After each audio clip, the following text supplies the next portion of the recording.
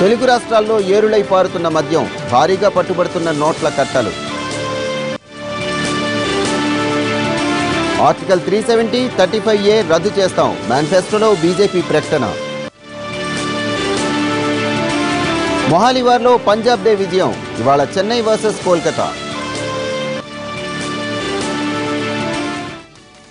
ఖమ్మం కాంగ్రెస్ అభ్యర్థి రేణుకా చౌదరి హల్చల్ చేశారు.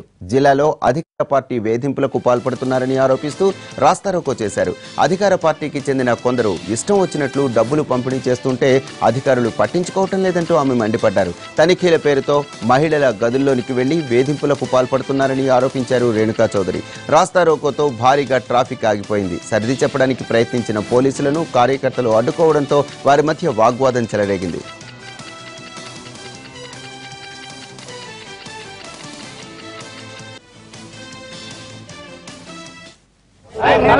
ఆడవాళ్ళు మేము రూముల్లో లేకపోతే మాకు చెప్పకుండా మగవాళ్ళు మా రూముల్లోకి దూరి మా సామాన్లు అన్నిట్లో చేతులు తిప్పి అక్కడ అసలు విట్నెస్లు ఎవరు లేదు. వాళ్ళు తనిఖీళ్ళని చెప్తున్నారు. తనిఖీళ్ళలో కూడా చట్టాలు అవలంబిస్తాయి. ఇష్టానుసారం రూముల్లో దూరేదానికి కాదు, ఓన్లీ కాంగ్రెస్ రూములే దొరుకుతున్నాయి. అందులో ఆడవాళ్ళది టీఆర్ఎస్ ప్రభుత్వం వాళ్ళ అభ్యర్థి ఏమంతా తురుమ్ ఖాన్ ఆయనకేమి లేదు, ఆయన్ని రేడ్ చేయలేదు.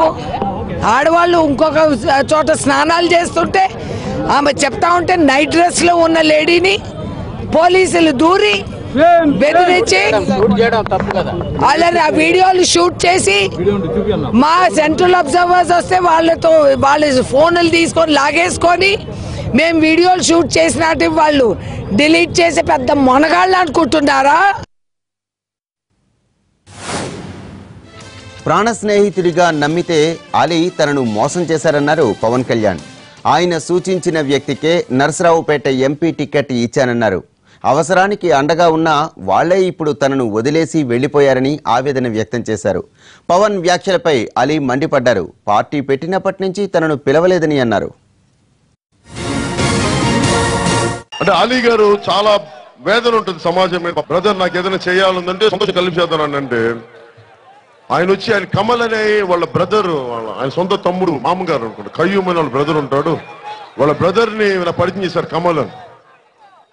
నేనేం చేశాను, ఆయనకి లాస్ట్ లో నాకు ఆయనకి ఏదైనా నామినేట్ ఏదైనా ఉండంటే సరే చూస్తాను చేసుకుంటూ వెళ్తున్నారు. వైసీపీ వాళ్ళు ఆయన పాపం వాడుకొని తిప్పుకొని మళ్ళీ ఏమైపోయాడు తెలీదు. నేనేమో మీరు పరిచయం చేసిన వ్యక్తికి మీ ఇంట్లో వాళ్ళకి మేము అండగా ఉండి నర్సరావుపేట ఎంపీగా ఆయన నిలబెడితే ఈ నెల వైసీపీకి చేస్తారు. నాకు అర్థం కాల మీరు ఎందుకు డ్రామాలు నాకు అర్థం. అంటే నా భయాలు ఏంటంటే పవన్ కళ్యాణ్ గెలవడు, అందుకే ఎందుకు అనవసరం. నా చుట్టానికి మీరు టికెట్ ఇచ్చారంటున్నారు. నేను మిమ్మల్ని వచ్చి అడిగాను. పోనీ ఇచ్చే ముందు మీరు నాకు నేను అడిగారా? అడగలేదు. అది ఎలా చెప్తారు సార్? అంటే చుట్టమకే నేను టికెట్ ఇచ్చినప్పుడు ఆలి అడిగితే నేను ఇవ్వనా అని? మీరు ఏ రోజైనా నా నెంబర్ మీ దగ్గర ఉంది, ఒకటే నెంబర్ 12 సంవత్సరాల నుంచి 14 సంవత్సరాల నుంచి ఒకటే నెంబర్ మెయింటైన్ చేస్తున్నాను అంటే మీ ఫ్రెండ్స్ దగ్గర కానీ లేకపోతే మీ ఉన్న చుట్టుపక్కల వాళ్ళ దగ్గర నా నెంబర్ ఉండదా సార్? ఏంటని ఇలాంటి డెసిషన్ తీసుకున్నావు, నేను పార్టీ పెట్టా నా పార్టీలోకి రా అని ఏ రోజైనా మీరు అడిగారండి నన్ను? అడిగినప్పుడు ఎందుకు సార్ ఇంత పెద్ద కామెంట్ చేయడం? ఈ విషయంలో నేను చాలా బాధపడుతున్నాను sir. I'm sorry. Thank you so much. ఏపీకి ప్రత్యేక హోదా ఇవ్వడానికి అభ్యంతరం లేదన్న కేసీఆర్ వ్యాఖ్యలపై చంద్రబాబు మండిపడ్డారు. తెలంగాణ అసెంబ్లీ ఎన్నికల సమయంలో సోనియా హోదా ఇస్తామంటే ఎందుకు అడ్డుపడ్డారని నిలదీశారు. తెలంగాణకు కూడా హోదా ఇవ్వాలని అడగలేదా అని ప్రశ్నించారు. ఇప్పుడు జగన్తో కలిసి నాటకాలాడుతున్నారని మండిపడ్డారు. ప్రత్యేక హోదా గురించి మీరు మాట్లాడారు, సంతోషం. మొన్న ఏం మాట్లాడారు? మీరు ఇస్తామని మాట్లాడారు. ఎప్పుడు తెలంగాణ ఎన్నికల కంటే ముందు ఆ రోజు కావాలని ఇస్తామని మాట్లాడారు. నరేంద్ర మోడీ వద్దంటే నరేంద్ర మోడీతో విభేదించిన తర్వాత మేము ఇవ్వమన్నారు. నీకు ఆ ఇంట్రెస్ట్ ఉంటే నేను ప్రత్యేక హోదా పైన అవిశ్వాస తీర్మానం పెట్టాను. ఎందుకు అవిశ్వాస తీర్మానానికి మీరు రాలేదు, ఎందుకు మాకు సపోర్ట్ చేయలేదు చెప్పమని ఈ పెడన సభ ద్వారా కేసీఆర్ నిలదీస్తున్నారని చెప్పి కూడా నేను మీకు తెలియజేస్తున్నాను. మొన్న ఎన్నికలు జరిగాయి, సోనియా గాంధీ గారు వచ్చారు, మేడ్చల్లో మీటింగ్ పెట్టారు. వాళ్ళు ఒకటే మాట చెప్పారు, ఆంధ్రాకు మేము మాట ఇచ్చాం, మేము మాట తప్పం, ప్రత్యేక హోదా ఇస్తామని, మొదటి సంతకం ప్రత్యేక హోదా పైన పెడతామని రాహుల్ గాంధీ కూడా చెప్పాడు. చెప్పాడా తమ్ముళ్ళు? ఆ రోజు ఏమన్నాడు కేసీఆర్? ఇవ్వడానికి వీలు లేదు, ప్రత్యేక హోదా ఇస్తే స్పెషల్ ఇన్సెంటివ్స్ వస్తే అన్ని ఇండస్ట్రీస్ ఇక్కడికి వెళ్ళిపోతాయి, ఇక్కడ ఎత్తిపోతామని అడ్డుపడ్డాడా లేదా తమ్ముళ్ళు?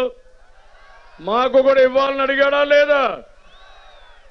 ఈ రోజు మాట్లాడుతున్నాను నన్ను గురించి, నేను ప్రత్యేక హోదాకి ఎప్పుడు అపోజ్ చేయలేదని. ఎప్పుడన్నా కేసీఆర్ వాస్తవం చెప్పాడా తమ్ముళ్ళు? పోలవరం విషయంలో కూడా కేసీఆర్ సుప్రీంకోర్టులో పిటిషన్లు వేశారని చంద్రబాబు ఆరోపించారు. ముంపు ప్రాంతాల గురించి మాట్లాడుతున్న కేసీఆర్ భద్రాచలం కూడా ఏపీదేనని గుర్తుపెట్టుకోవాలని చెప్పారు. భద్రాచలం కూడా ఇచ్చేస్తే రామాలయం మునగకుండా తామే చూసుకుంటామన్నారు చంద్రబాబు. మీరు నేరుగా పోలవరం పైన రిట్టేస్తారా? ఈ రోజు అంటాడు పోలవరం నీళ్లు వస్తున్నాయి, మేము పోలవరం నీళ్లు గురించి మాట్లాడలేదు, కానీ మా ప్రాంతం మునిగిపోతుంది కాబట్టి ముంపు ప్రాంతాల గురించి మాట్లాడండి. ఎంత మమకారం అండి నీకు? ఎక్కడిది భద్రాచలం? ఎవరిది భద్రాచలం? మందవనా కాదా? ఒకప్పుడు బైఫర్కేషన్ సమయంలో భద్రాచలం ఎక్కడుంది? ఈస్ట్ గోదావరి జిల్లాలో ఉంది, అవునా కాదా? ఇచ్చేసి మాకు భద్రాచలం నేను చూసుకుంటా, నీకెందుకు ముంపు? భద్రాచలాన్ని రాముడిని కాపాడుకుంటాం, నీకేం బాధలే, ఆ రాముడు మావాడే, ఇచ్చేసేమని మరొకసారి డిమాండ్ చేస్తున్నావు, అవునా కాదా? ఇప్పుడు నాటకాలు ఆడతావా నువ్వు? ప్రత్యేక హోదా పోలవరంపై స్పందించిన కేసీఆర్ ఉమ్మడి ఆస్తుల్లో 58% వాటా గురించి మాట్లాడరేమిటని ప్రశ్నించారు చంద్రబాబు. సుప్రీంకోర్టు జనాభా దామాషా ప్రకారం ఆస్తులు పంచాలని చెప్పినా కేంద్రం సహకారంతో తెలంగాణ అడ్డం తిరిగిందని ఆరోపించారు. ఆంధ్రుల మీద అంత ప్రేమ ఉంటే చట్ట ప్రకారం రావాల్సిన ఆస్తులు ఇస్తారా అని అడిగారు చంద్రబాబు.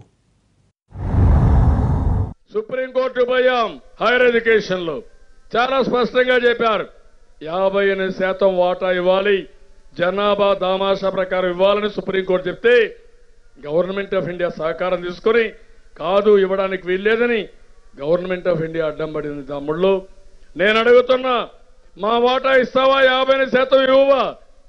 ఎందుకు ఇవ్వరని అడుగుతున్నా, మిమ్మల్ని అందరిని అడుగుతున్నా, గట్టిగా చెప్పండి. 58% మేము కష్టపడిన ఆస్తుల్లో చట్టపరంగా ఇవ్వాలని గట్టిగా చప్పట్లు కొట్టి మీరందరూ హర్షాన్ని ఆమోదం తెలియజేయండి.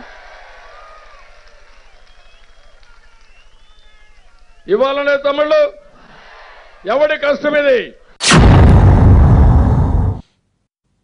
తెలంగాణ పార్లమెంటు ఎన్నికల్లో టీఆర్ఎస్ బీజేపీ మధ్య మాటల యుద్ధం జరుగుతోంది. దేశానికి మోడీ చేసిందేమీ లేదని మండిపడ్డారు కేసీఆర్. తెలంగాణ సెంటిమెంట్తో అధికారంలోకి వచ్చిన కేసీఆర్ ఉద్యమంలో పాల్గొన్న వాళ్లకు ఏం ఉద్ధరించారని నిలదీశారు బీజేపీ నేత కిషన్ రెడ్డి. ఇయ్యాల రాజ్యం చేస్తున్న ప్రధానమంత్రి నరేంద్ర మోడీ ఏం చెప్పిండండి? పోయిన ఎలక్షన్ల మొత్తం బ్లాక్ మనీ, నల్లధనం ఎక్కడ పాతాళలోకం ఉన్నా సరే తెస్తాం, ఎన్ని దేశాలలో ఉన్నా సరే తెస్తాం, ఇంటికి 15 లక్షల రూపాయలు మీ ఖాతాలు ఎత్తామని చెప్పారు. 15 రూపాయలను ఇచ్చిండ్రా? ఇప్పుడు మాట్లాడుతుండ్రా? మరి యాడికి బాయ్ ఇప్పుడు మళ్ళీ ఓటు ఎట్లా అడుగుతున్నారు? ఏ ముఖం పెట్టుకొని అడుగుతున్నారు? సిగ్గు లజ్జ అవసరం లేదా మనకు? ఒక మాట మీద ఉండద్దా? 10 కోట్ల మందికి ఉద్యోగాలు ఇస్తానని మాట్లాడింది బీజేపీ పార్టీ పోయిన ఎలక్షన్లో. 1 కోటి మంది కన్నా ఇచ్చిండ్రా? ఉన్నదా? లెక్క చూపెడతారా? అంటే ఇష్టం వచ్చినట్టు మాట్లాడాలా. ఎలక్షన్ రాగానే పాకిస్తాను, హిందువులు, ముస్లింలు ఓ లంగ పంచాయతీ పెట్టాలి, ఓట్లు దండుకోవాలి, అవతల పడాలి. అసలు బీజేపీ దేశంలో ఏమీ చేయలేదు, బీజేపీ అవసరం లేదు అని కేసీఆర్ గారు అంటున్నారు. అయ్యా కేసీఆర్ గారు, గుణాత్మకమైన మార్పు అంటే ఏంటో చెప్పాలి. కుటుంబ పరిపాలన తెలంగాణ మీద రుద్దారు, దీన్ని దేశం మీద రుద్దడమే దేశంలో తెచ్చే గుణాత్మకమైనటువంటి మార్పు. తెలంగాణ సెంటిమెంట్ను అడ్డం పెట్టుకొని అధికారంలోకి వచ్చారు. ఈరోజు ఆ తెలంగాణ సెంటిమెంట్ పేరు మీద ఇంకా ఎన్నికల్లో గెలవాలనుకుంటున్నారు. కానీ ఈరోజు తెలంగాణ వాదులు ఎంతమంది మీ దగ్గర ఉన్నారు? తెలంగాణ వాదుల ఇప్పుడు పార్లమెంట్ ఎలక్షన్స్లో ఎంతమందికి నాన్ తెలంగాణ వాదులకు టికెట్లు ఇచ్చావు? ఎంతమంది పారిశ్రామికవేత్తలకు టికెట్లు ఇచ్చావు? ఏ రోజైనా ఒక్కరైనా తెలంగాణ ఉద్యమంలో పాల్గొన్నారా? నువ్వు ఒక దిక్కేమో తెలంగాణ ఉద్యమానికి సంబంధం లేనటువంటి వాళ్ళకి టికెట్ ఇచ్చి తెలంగాణ సెంటిమెంట్ని గెలిపించండి అంటారు. నువ్వు ఎవరికి చెప్తే వాళ్ళకి టికెట్ ఇచ్చి ప్రజలు ఓట్లు వేస్తే అది తెలంగాణ సెంటిమెంటు. తెలంగాణ వాదులుగా మేమందరం ఉద్యమంలో పాల్గొన్నటువంటి వాళ్ళం, మాకు తెలంగాణ సెంటిమెంట్ ఉండకూడదా?